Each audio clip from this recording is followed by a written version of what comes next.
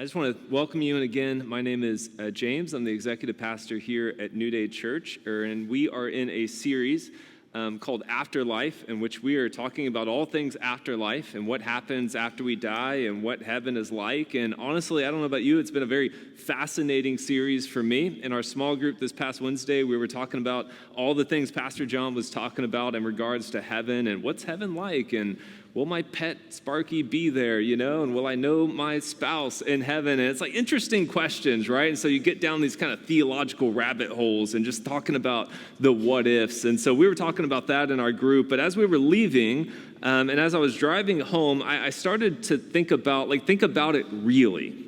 Like, heaven is more than just a concept, right? Heaven is something that actually exists. And death is more than just a theological, philosophical thing to talk about. The Lord struck me with a thought years ago, February of 2021. The Lord struck me with two words, and I feel like I've never been the same since. And he told me, James, everyone dies. Everyone dies. All right, so we can talk about theologically heaven and philosophically, and that's interesting, and let's study the words here a little bit. But then we're struck with the fact that every person dies. 10 out of 10 Americans will die. 100% of everyone dies. I will die, you will die, everyone you know will die. Your parents, your kids, their kids, we all die. Thankful you came this morning. Here's what gets me. Everyone dies, and yet everyone's got to live. This has always kind of struck me as kind of goofy a little bit, right? Since the Lord gave me that. This idea that you're going to die one day, you still got to work. You still got to work, right? You go into work, or you work from home. You answer emails about something with your job, and one day your breath will stop. Right, and yesterday, I'm one of the ragtag dads, with my wife's on women's retreat, and hopefully coming back this afternoon. And I'm with both the boys. I got a 3-year-old and a 9-month-old, and so I'm with the boys at the park, and we're playing around. And I was thinking about this sermon, and that thought struck me. I'm pushing my son on the swing, and I'm he's gonna die one day. It's deep. It's very deep, and it's important that we think about that. Death for a lot of people is something that you can go a couple of different routes on death. One is you can be really fearful of death. And everything that you do in your life is trying to prolong the runway of your life, right? You see the articles that pop up on CNBC, this woman, she lasted to 106, right? And look at what her diet is. And it's her diet is Dr. Pepper and candy or something. I don't know, something weird like that, right? You see those articles. How do we live as long as possible? Some people fall in that camp. Some people fall into the other camp where they're YOLO, right? That's my age's, my generation's term, YOLO. I don't know what the next generation is, but that's our term, YOLO. Live your life up, right? You only live once. Go on that vacation, right? Maximize your life. A lot of people think about death in those terms. But what I want to do this morning is present to us a cohesive and a hopeful theology of death. Death is not something that you need to be afraid of. Death is not something that you need to run from. The Bible presents an understanding of death, and more importantly, a king who's over death, so that we don't have to be a people who live in fear of death. Jesus doesn't want you to be uninformed. He doesn't want you to be fearful. And he doesn't want death to have the final word in your life. So I want to talk about death this morning, but I want to make it very clear this morning, this is not a message about death. This is a message about life and how we live life in the shadow of death, because everyone in this room is in the shadow of death. So how do we live in that shadow? We got two passages this morning, and the first one I want to invite you to turn with me to is in Psalm chapter 90, verse 12. It's actually just one verse, and then we'll hit John chapter 14 in a moment here. But Psalm chapter 19, as you open up there, is a psalm written by Moses. And if you remember Moses was a man who led God's people out of Egypt. into the wilderness to the promised land, but of course they disobeyed the Lord, and God had them wander in the wilderness for years and years and years. And a lot of scholars say that Moses wrote this psalm during their wilderness wanderings, during this season in which they were wandering the wilderness, being taught about life. And this is what Psalm 90 verse 12 says. Teach us to number our days that we may gain a heart of wisdom. Teach us to number our days that we may gain a heart of wisdom. There's something about thinking about mortality, thinking about your frailty, that can produce a wisdom in you and a life out of that wisdom that you would not get if you weren't someone who thought about death and the fact that you will die one day. So this morning, before we talk about the hopeful theology of death and what Jesus says about death, I just want to make a call for you. If you're in this room, if you're watching online, I want to make a call for you to let death make you wise. Death has the ability to make you wise. Numbering our days, recognizing that life is short, can do something in your heart that produces out of it a desire to be about the most important things. I'll give you a dumb example. You ever stood in front of the mirror, just you in your bathroom, and you're just standing in front of the mirror, and you're like, this is me right here. You had that thought before, this is my face, right? And you lean in a little bit. You're like, man, this is my face. This is my hair. This is my facial hair.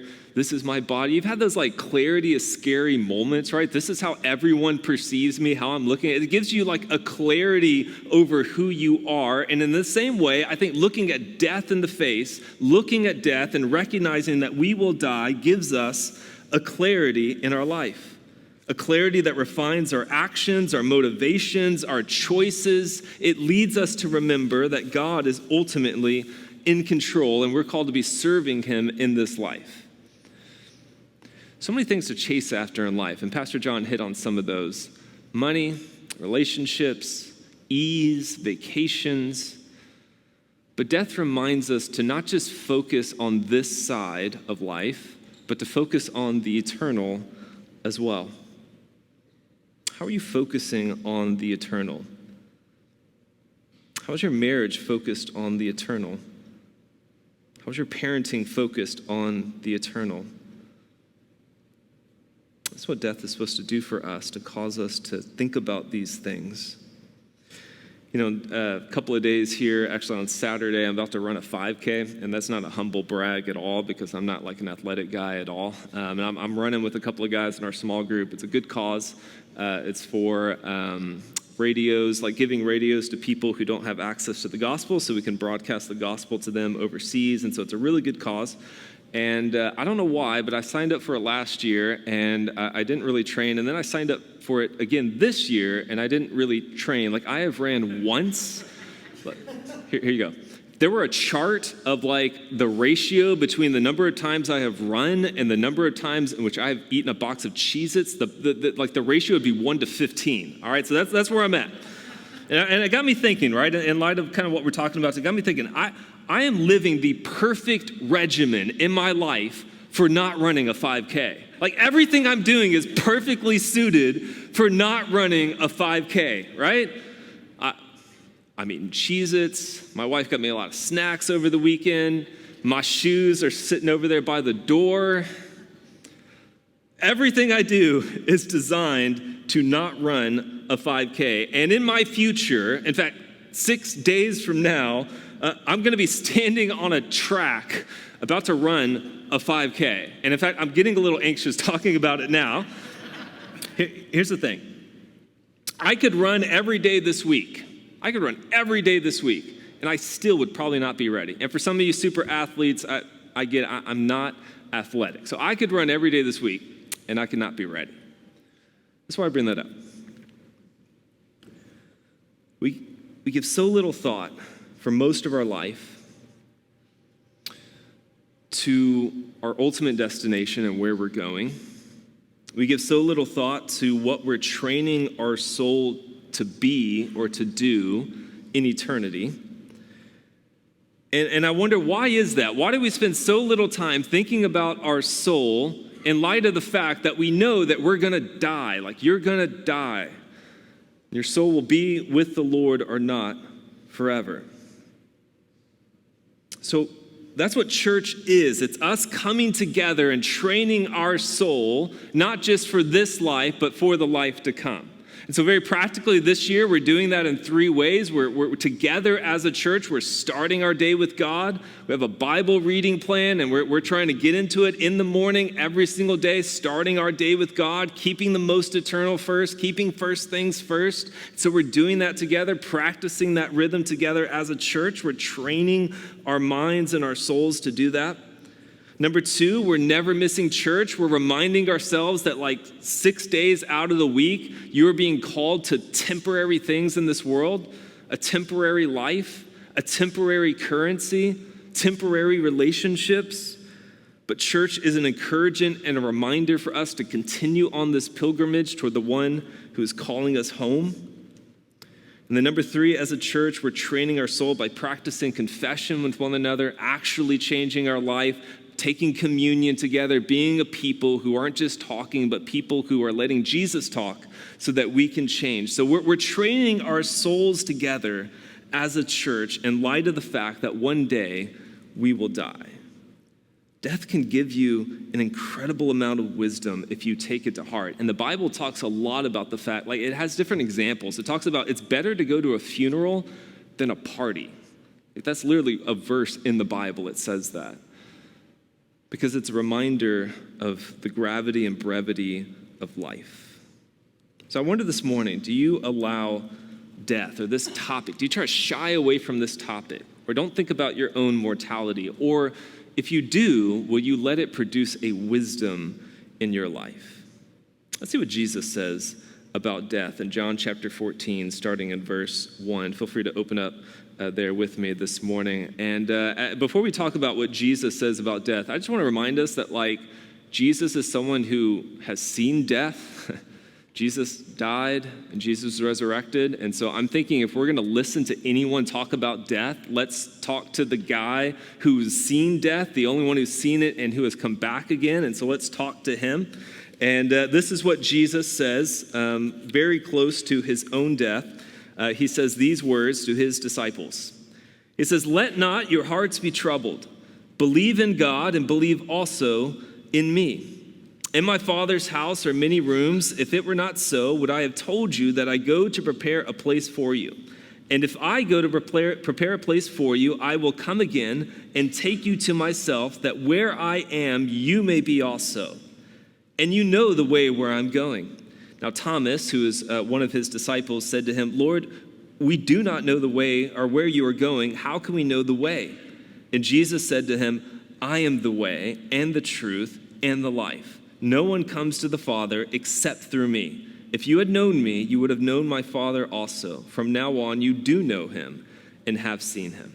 So this passage right here gives us a glimpse that Jesus has a conversation with one of his disciples while he was on earth and very near to his own death. And I find it very interesting, like Jesus is the one who's about to die and he's comforting his disciples, right? That's just like the heart of Jesus. Jesus knows death. And in the shadow of his own death, Jesus' words show us how to live under the shadow of our own death. So I'm going to give us some encouragement here from Jesus this morning. Verse 1, he says, "Let not your hearts be troubled. Believe in God. Believe also in me." If you're taking notes this morning, this is how Jesus says we are to do as we stand in the face of death. We're called to face death with courage and faith. We are called to face death with courage and faith. He says, "Let not your hearts be troubled." Essentially saying, be brave about death. And I find it a little bit comforting that like Jesus himself has to command this, because Jesus doesn't have to command us to do really easy things, right? I can eat Cheez-Its all on my own. Jesus don't have to tell me to do that. Jesus has to tell me to be courageous in the face of death. Let not your hearts be troubled. I think we're called to be brave because, like, death is not good or natural. Death is not good or natural. You heard someone say that before? Death is just a natural part of life. It is a natural part of life. Like, tell that to like every mom who's had a miscarriage. It's a natural part of life. There's this story that I found on the internet. Actually, I thought I was the one who came up with Everyone Dies, but in fact, there's a children's book called Everyone Dies, and I'll throw it up on the screen here. There's a children's book that says, "Everyone dies, and yes, it's normal." And I want to read this quote right here about this book. This is what it says. It says, "Just as everyone is born, everyone dies. Dying is a normal part of life, and we will witness it before our own deaths. Normalizing death, as it is done in this story, helps to lessen the fear of mortality. This book can help a child develop a simple and true understanding of dying and death." Like I said, it's good to talk to kids in an age-appropriate way. I get that. But we don't need to normalize death. Death is terrible. Death is terrible. You want to say death is normal? Tell that to my neighbor who lost her husband of 38 years this past year, and every single day I watch her go out by herself and do the things that she used to do with him. I'm going to go walk over here to her and be like, "Don't worry, Teresa, death is a natural part of life." No. Because God created us to live, not to die. That's why death is not natural. We die because the world is broken and we sinned, and God created us to live, and so it makes sense that we resist death and we don't like death. And Jesus says, I don't like death either because I made us to live. So Jesus calls us and he says, be brave in the face of death. Let not your hearts be troubled. Death is portrayed in Scripture as an enemy. Death is portrayed as a reason for weeping and for sorrow and as a byproduct for sin. So death is a reason for sorrow, and sadness is an appropriate response to death. I was doing a little study on death in the Bible and found that even God himself reacts with sorrow to death. You know that? Jesus, when he's at the funeral of his friend Lazarus, he weeps over his death. Psalm 116 says, precious in the sight of the Lord is the death of his saints, right? So in your story, as like things happen in your life, you're like, man, where is God in all this? Like he's grieving with you because death is not natural. But we are called to have faith in the face of death. Like Jesus acknowledges that like death brings pain and trouble, but he also comforts us with the fact that God is using death as an instrument for his glory. And the whole reason Jesus came, the whole reason that we're celebrating Palm Sunday today and the resurrection next week is because Jesus is defeating death. That is what he is doing. Death is an enemy to be overcome. We cannot do that because 10 out of 10 of us die because of our sin, but Jesus himself is able to overcome it. So the answer to fear of death is not to distract yourself from it, is not to like obsess over it, but to answer in faith in God and the one who has ultimately overcome it. Look at verse 2 of our passage. Jesus goes on and he says, in my Father's house are many rooms. If it were not so, would I have told you that I go to prepare a place for you? And this is really important, right? Death is a reminder for all of us to not get too attached to this side of death, right? It's a reminder for us. Like this life is temporary and there is an age to come that is permanent. Let me give you an example. So my wife and I, we got our first apartment, and it wasn't the best apartment in the world. The first apartment rarely is. In fact, our worship leader, I recently was shopping apartments with him and kind of helping him out, and we would go to the apartment. I'm not hating on him. I don't even know where he's at, but I'm hating on him a little bit. But he would go to an apartment and be like, man, like, there's a lot of dogs barking at this one. Or I was like, man, this like neighborhood's a little bit sketchy, you know? Or it's like, man, like, it's like, it's loud. I'm like, we're in the city, you know, it's loud. There's gunshots everywhere, you know? And, he just has this thought where it's like, I want this to be awesome place. I'm like, dude, it is your first apartment, man. Everyone's got the first apartment story, right? But that's okay, because you know you're going to move. It's not your permanent residence. Same way about this life. It's just your first apartment. You're going to move on eventually, so don't get too attached to this life and to this world. Jesus is preparing for you a place, not here, but there. That's why he says, I'm going to prepare a place for you, and I will go and bring you to myself. So Jesus warns us, do not get absorbed in this life, so much so that you do not think about the next. Don't make decisions for this moment without considering the impact that they have on eternity. Don't only fill your conversations with friends and families with like sports and jokes and weather. Get deep as well. We got Easter coming up. Pastor John's talking about inviting people to Easter. Yeah, we can like yuck it up with them about the weather, or we can like say, hey, like Jesus has changed my life forever. I'd love for you to come hear about him. I once heard someone say, like, be brave enough to start a conversation that matters. This is a conversation that matters. The story I tell sometimes about a friend of mine in high school, good friend of mine, awesome, funny, talented musician. And as we graduated high school, we kind of drifted apart from each other a little bit. And I remember one day, like, he called me up and he was like, hey, you want to get lunch down at U of H? Because that's where he was going. So I went to go get lunch with him. And I just remember, like, just hanging out with him. And we were talking about all the crazy stuff we used to do as kids, you know, setting forests on fire and all that kind of stuff. You know, just the simple things you do as a kid. And I remember leaving that conversation with him. And I felt a little bit of conviction as I left that conversation with him, that like I didn't bring up Jesus, or I didn't talk to him about Jesus like years and years ago. And it wasn't like the next week or anything, but it was like a few months later, and I had a mutual friend reach out to me and be like, hey, like, I just want to let you know, like, John, he took his own life. And man, I remember like getting off that phone call, just like mourning in my spirit about this friend of mine who was in such a dark place that he thought there was no hope. How easy it is for people to put on this facade that everything's good and life is good and I'm good and I'm watching the Texans and all that stuff, and yet underneath they are mourning and depressed and going through these dark things that Jesus can save us from. Be brave enough to start a conversation that matters. Don't get attached to this life. We got to prepare to die. Look at verse 3. And if I go to prepare a place for you, I will come again, and I will take you to myself, that where I am, you may be also. This to me, I know it doesn't seem like it, this is literally one of the most hopeful verses, I believe, in the entire Bible. Because, listen, like Jesus says when it's your time, he's going to come and get you. That's what he says. Jesus himself says of his own life, he says, no one takes my life from me. I lay it down and I pick it back up again because I have that authority. That's what Jesus says about himself. And Jesus says, I use that same authority to take you to be where I am when you place your faith in me. And to me, that is incredibly important with the way we live our life, because you may have never heard it this way, but I want to drop some knowledge on you this morning. Like, you may not know this about yourself, but if you are a follower of Jesus, you are immortal until Jesus says you're not. You're immortal until Jesus says you're not.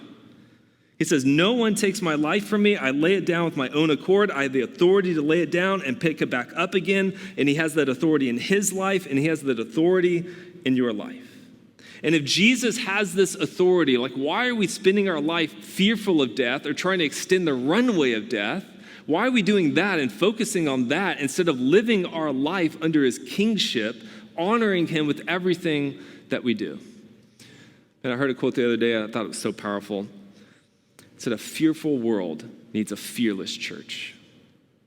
A fearful world needs a fearless church. And I wonder, church, are we fearful or are we fearless? Are you serving fearfully or fearlessly?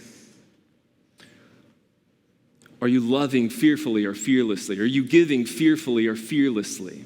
Are you living fearfully or fearlessly? The Bible literally says we are not citizens of this world, but we are ambassadors of the King. So like, you're not a citizen of this world. You are our ambassador, a missionary on mission, inviting people into the incredible goodness of God. And it is an incredibly fearful world. We don't need to be like that.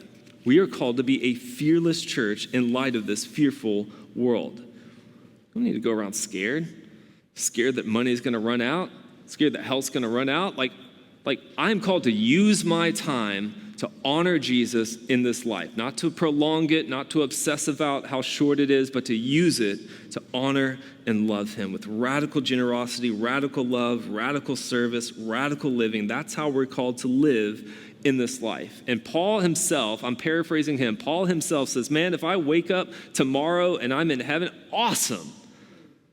If I wake up tomorrow and I'm on earth, that's awesome too, because it's another day to serve Jesus in this life. That's the way that the Apostle Paul saw it, and that's how we're called to see it in this life. Every morning, Jesus points to your body and says, wake up, until one day he doesn't.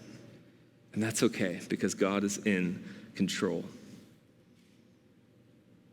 I don't know if you walked in here this morning and thought, man, I'm an immortal missionary on mission for Jesus in this life. If you didn't think that, I want you to know that as you place your faith in him, that is what you are. Like, what would change in your life and your attitude and your time and your generosity and your serving if you actually believed that? What would change? Let's finish our passage here and look at the last part, verse 4. And it says, and you know the way to where I'm going. Thomas said to him, I love Thomas, like the realest dude in the scripture. Lord, we do not know where you are going. How can we know the way? And Jesus said to him, I am the way and the truth and the life. No one comes to the Father except through me. If you had known me, you would have known my Father also. From now on, you do know him, and you have seen him. This is really, really good and really, really important for your life, because I know if you're like Thomas, or if you're like me, you like to have all the answers, right? I like to know the future. I like to have all the answers. I like to have everything buttoned up before I commit to something, right? I want to know all the parameters. What's the commitment? Some of you aren't like that. Some of you should ask that question a little bit more. But for most people, you're like, I got to know everything, all the answers. Now I'm going to assuage some anxiety in your life today. Knowing Jesus is better than knowing all the answers. Knowing Jesus is better than knowing all the answers about life and about your future and about your death. Like, I would rather know Jesus than know the exact point in time at which I'm going to die, right? I would much rather know Jesus, because Jesus is the king over death. So Jesus is telling his disciples, he's telling Thomas, like, you do know the way. I am the way. And if you know me, then you know everything that you need to know. Like, most people will not commit to something until they're fully convinced or understand it or know where it ultimately leads them. But following Jesus is different. Like, with following Jesus, you don't always know the destination, but you always know the way, because Jesus is the way. So I want to take a moment, just very briefly speak to the people in this room. Maybe haven't placed their faith in Jesus. Maybe you're like Thomas and you're like, man, I don't know if I want to step over that ledge until I know everything. Like, you will not know everything, but you can know Jesus. You're like, I got questions. You're like, I can't commit until I know all the answers. And my answer to that is, all you need to know is Jesus. And Jesus is the one who walks us through life. We draw to a close this morning. I was on Instagram the other day, and I was like, going through the reels or whatever. And I'm a big personal discipline kind of guy, and I guess that's what Instagram's feeding me, because that's what I am. And this guy popped up, and he said this quote that I was just like, man, this is incredible. And so I'm just going to read this to you guys. This is what he said. He said, all life forms strive to the max of their potential, except human beings. Read it one more time. All life forms strive to the max of their potential, except human beings. And he gave a couple examples. He says, how tall will a tree grow? As tall as it possibly can. A tree drives its roots down as deep as it can. It reaches up as high as it can. It produces as many leaves as it can, as much fruit as it possibly can. That's what a tree does. All life forms strive to the max of their potential, except human beings. Why is that? Because we have been given the dignity of choice. To choose how we live life, to choose whether or not we're striving after the one who created us. You know what that tree is striving after? The sun. Reaching for the thing that gives its life. How twisted we are that we're not growing toward the sun. We're going every which way. With everything that gets our fancy. That's where we're growing.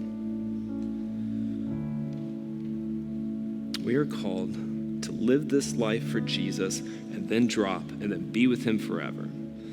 I can't simplify it any more than that. So I want you to know this morning that whether you're fearful of death, or maybe just like you're experiencing death in your life in some capacity, like your marriage is dying, like your health is dying, your hope is dying.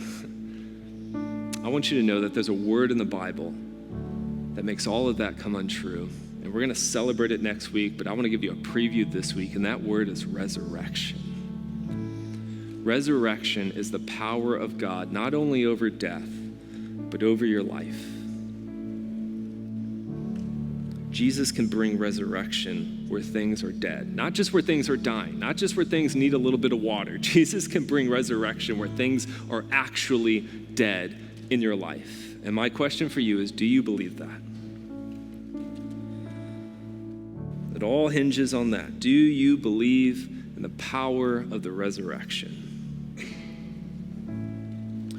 Leave you with this verse, and then we'll pray and close. These are the words of Jesus to his friend Martha as he's at her brother Lazarus' funeral. And he tells her, I am the resurrection and the life. Whoever believes in me, though he die, yet shall he live. And everyone who lives and believes in me shall never die. Do you believe this? To me, that question hangs over every life, over every person in this room. Do you believe this? And if you believe it, you have nothing to be anxious about, nothing to fear. Like, death can only kill you. Cancer can only kill you. This world can only strike you down. But Jesus can raise us back up. You can have a hopeful theology of death, but it is only in Jesus. And without him, you have no hope. And I just want to speak that over this room this morning. But with him, we do.